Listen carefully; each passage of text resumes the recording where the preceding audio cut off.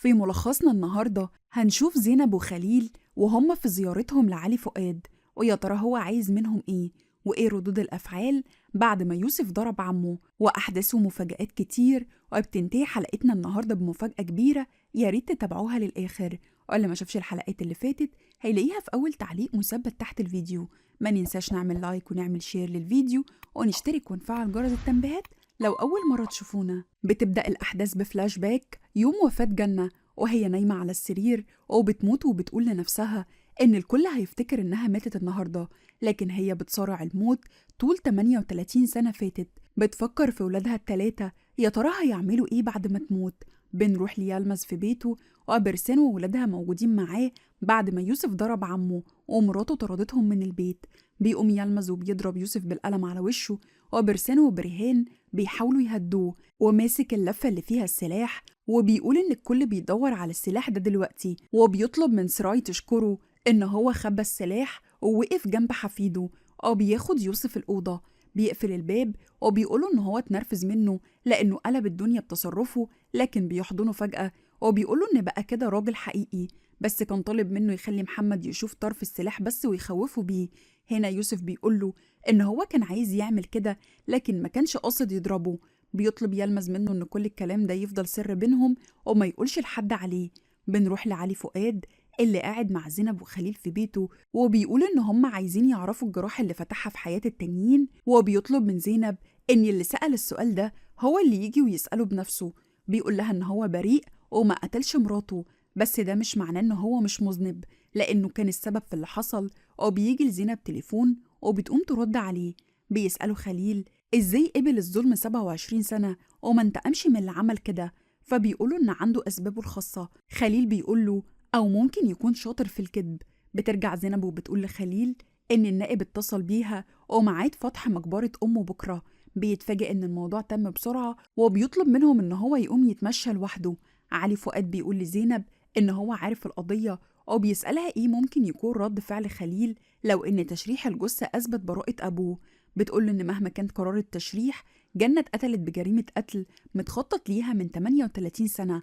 بتروح زينب علشان تخش الحمام، لكنها بتشوف أوضة أطفال لبنته اللي ماتت من زمان. بتدخل الأوضة وبتستغرب إن هو محتفظ بحالتها زي ما هي. الشرطة بتيجي البيت يلمز بيخبطوا على الباب. برسام بتترعب ويلمز بيهديهم بيطلب من يوسف ما يقلقش وما يتكلمش. بيروح يفتح لهم الباب بيدافع عن يوسف بيقول إن هو ولد صغير وكانت خناقة بسيطة، لكن الشرطة بتطلب إن هم ياخدوه للقسم علشان ياخدوا أقواله هناك. بيركب معاه يلمز عربية الشرطة وبيطلب منه ما يخافش. بنروح لفريدة المحبوسة في بيتها والباب بيخبط وبتلاقي مندوب شركة إيجار العربيات بيديها مفتاح عربيتها. بتفهم إن كيفنج دفع الفلوس اللي عليها ورجع لها العربية وبتفرح. كيفنج بيروح للدكتورة النفسية صديقة لفريدة وبيقول لها إن هو جاي لها بخصوص حالة فريدة وتعلقها المرضي بأبوها، وبيديها الجواب اللي كاتباه لأبوها. فريدة بتنزل تركب عربيتها وعايزة تروح لأبوها، لكنها بتتفاجئ بشخص بيوقفها وبيقول لها إن هو السواق بتاعها اللي جايبه كيفنج وإنه هيرافقها في كل تحركاتها. بتتنرفز وبتنزل من العربية، وكيفنج بيقول للمعالجة النفسية إن فريدة مش شايفاه ولا شايفة حد في الدنيا غير أبوها وبس. بترجع فريدة شقتها تاني وهي حاسة نفسها لسه محبوسة زي ما هي. أما خليل اللي بيتمشى في مزرعة علي بيلاقي ثمرة صنوبر على الأرض بيفتكر الماضي. بنشوفه وهو طفل في جنينة مستشفى لعلاج الإدمان بيلاقي ثمرة صنوبر على الأرض بيبقى مع أمه وإخواته رايحين يزوروا أبوهم في المستشفى اللي بيتعالج من إدمان الكحوليات. أمهم بتسيبهم في الجنينة وبتطلع تزور أبوه في أوضته في المستشفى. بيبقى حالته صعبة وهي جايباله هدوم نظيفة بيقول لها إن هو هيتعالج خلاص لأن القاضي قال لو ما تعالجش هيودوه السجن. بتقوله إنها زهقت ومش قادرة تتحمل تاني وقررت تنفصل عنه. خليل بيسمع كلامها وهي بتقوله كده بيخرج يلمز الجنينة علشان يشوف ولاده، وبتجري عليه فريدة. بيطلب من جنة تفكر لأنها كده بتخرب البيت، بس هي مصممة وبتاخد ولادها وبتمشي. فريدة بتقعد تنادي على أبوها وبنرجع للمعالجة النفسية. بتطلب من كيفنج يفكر تفكير تاني وبتسأله هو شايف فريدة إيه من الجواب اللي كاتباه، فبيقول لها واحدة متعلقة بأبوها بشكل مرضي. بتقوله إنها شايفة طفلة مرعوبة من أبوها طول الوقت. بنروح لاسم الشرطة ويلمز ويوسف مستنيين التحقيق، وبيوصل ليفنت المحامي وبيتأكد إن يلمز مخبي سلاح الجريمة، وبيقولوا إن في تقرير طبي إن برسان اتعرضت للضرب. بيطمن يلمز إن في حل للموضوع، بس طبعا في أتعاب، ويلمز بيوافق. بيبلغ ليفانت يلمز إن النيابة قررت فتح قبر جنة بكرة، وبيقلق جدا.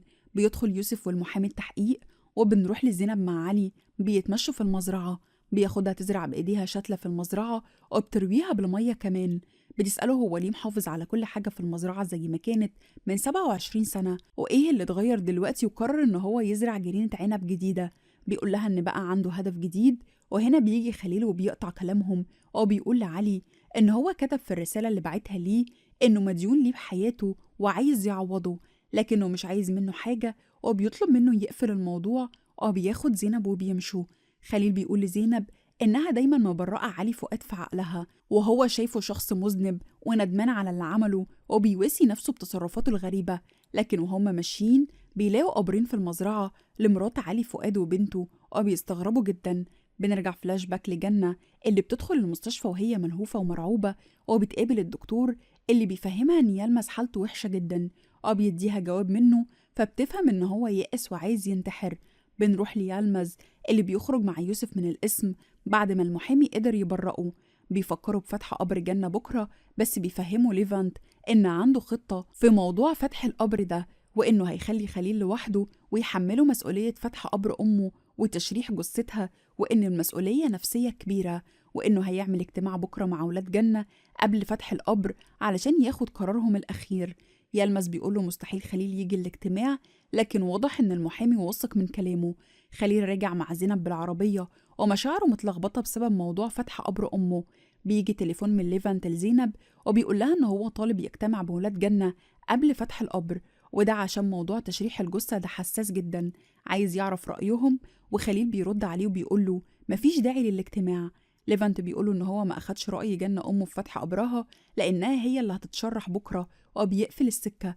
بيقعد مستني ومتأكد إن هم هيتصلوا بيه تاني. خليل بيقول لزينب الراجل ده يقصد إيه بالكلام ده، وبيصمم إنها تتصل بيه رغم اعتراضها. فعلا بتتصل بالمحامي، وخليل بيقوله إيه قصده بالكلام. بيقوله لو عايز إجابة لكلامه يحضر بكرة الاجتماع، وبيتفقوا إن هو يبقى في شركة المحاماة اللي بتشتغل فيها زينب. لما بيقفل المكالمة زينب بتحاول تفهمه إن هو بيلعب بيه.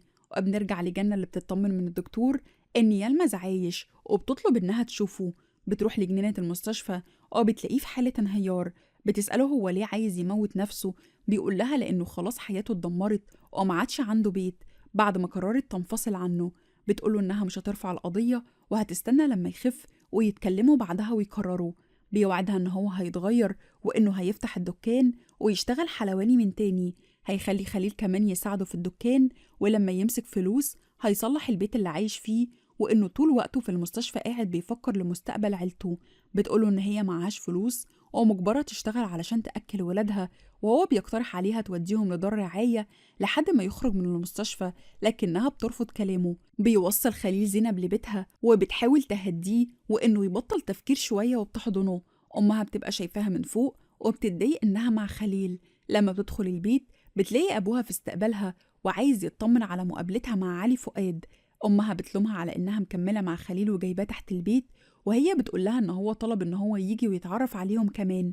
بيتخانقوا مع بعض لأن أمها بتقارنه بجنير وبتسيبها وبتمشي. سراي بتقول لأمها إن يوسف من كتر قعدته مع جده بقى شبهه بالظبط. خليل بيجي وبيقابلهم على الباب، وبيعرف موضوع يوسف وضربه لعمه. في نفس اللحظة بيوصل يلمز ويوسف، وخليل بيعاتب يوسف على اللي عمله، وبيقوله إن عمه غلط مع أمه وهو عمل اللي يستحقه.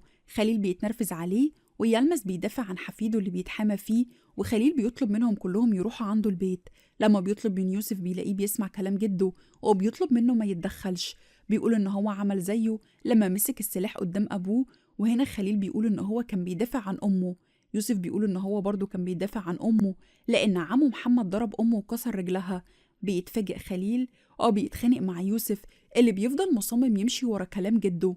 فريدة بتقابل كيفنج في المطعم، وبيقول لها إن هو جايبها تغير مود شوية علشان خاطر ابنه اللي في بطنها. في البيت برسم بتقعد مع يوسف وعايزة تعرف هو مين اللي قاله إن محمد ضربها وكسر رجلها. هنا بيدخل يلمز وبيقطع كلامهم، وبيطلب من يوسف يخرج ويسيب الأوضة للستات.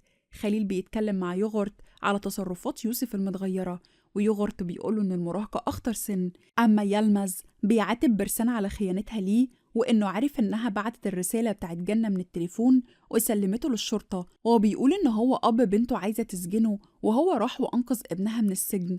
بيقول لها لو خرجت من طوعه ومن تعليماته تاني هياخد السلاح ويسلم يوسف للشرطة، وبيقول لها إن القبر هيتفتح بكرة وهتسمع الكلام اللي يقول عليه.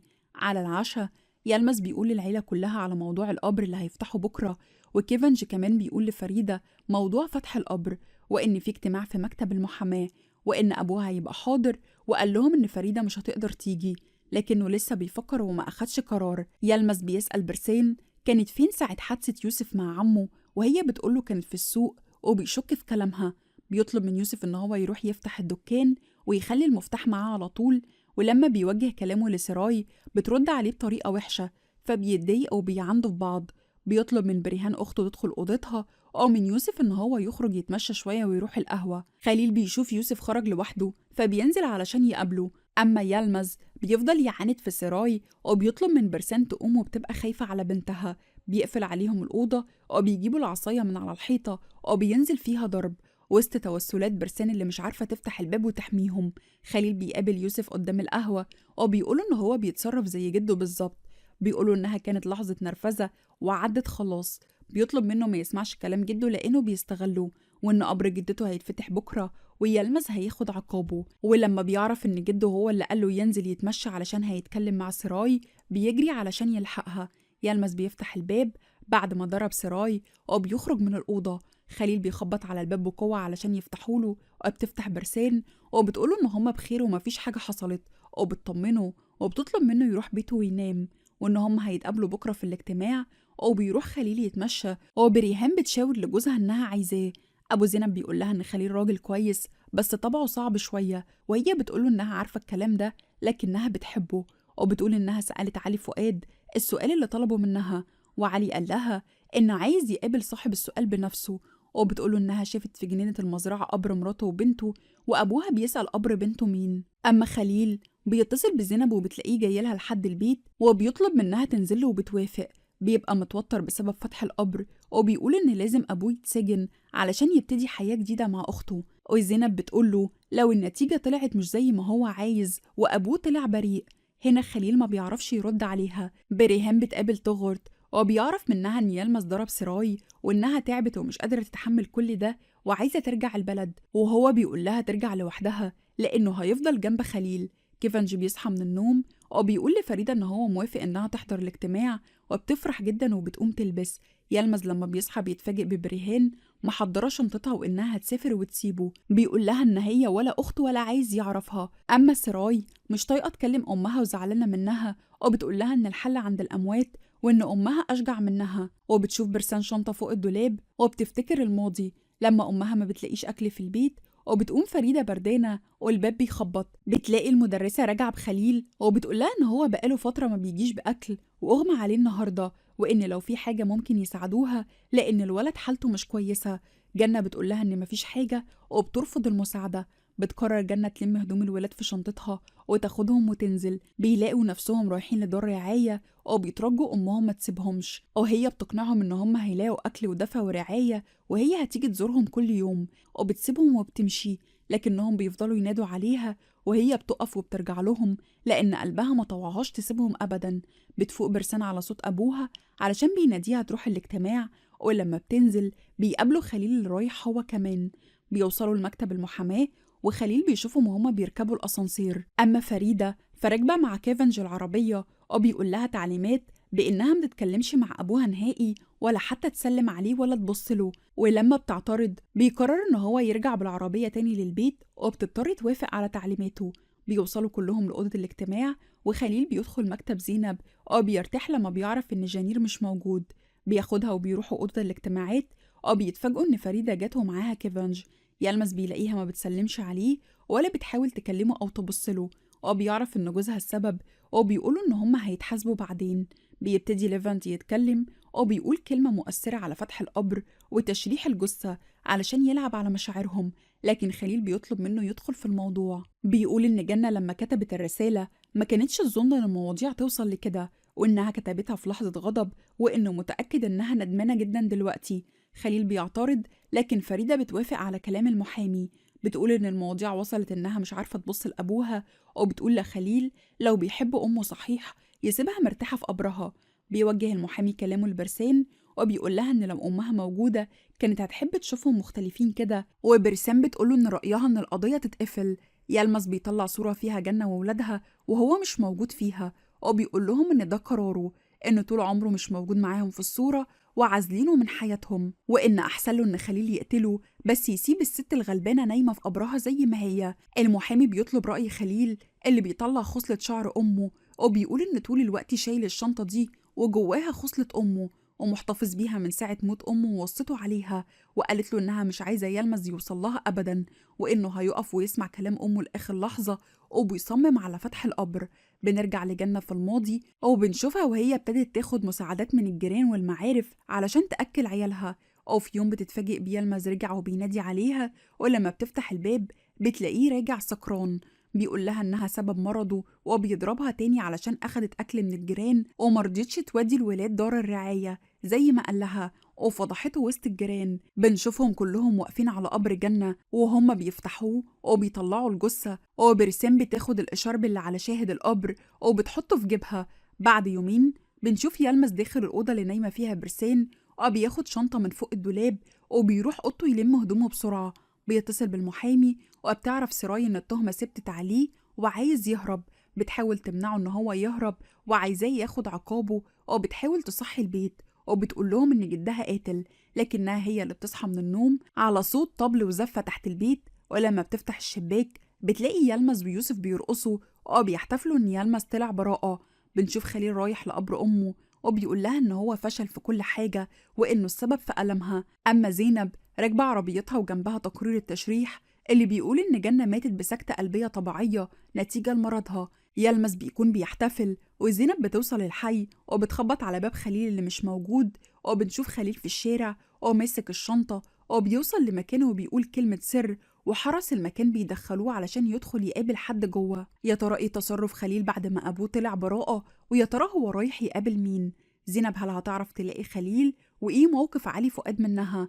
كل الأسئلة دي وأسئلة تانية كتير هنلاقي إجابتها في الحلقة اللي جاية، فاستنونا. اكتبوا لنا رأيكم في التعليقات، وعايزين الملخص اللي جاي امتى. ما ننساش نحط لايك ونعمل شير للفيديو ونشترك ونفعل جرس التنبيهات لو أول مرة تشوفونا. واللي ما شافش الحلقات اللي فاتت هيلاقيها في أول تعليق مثبت تحت الفيديو.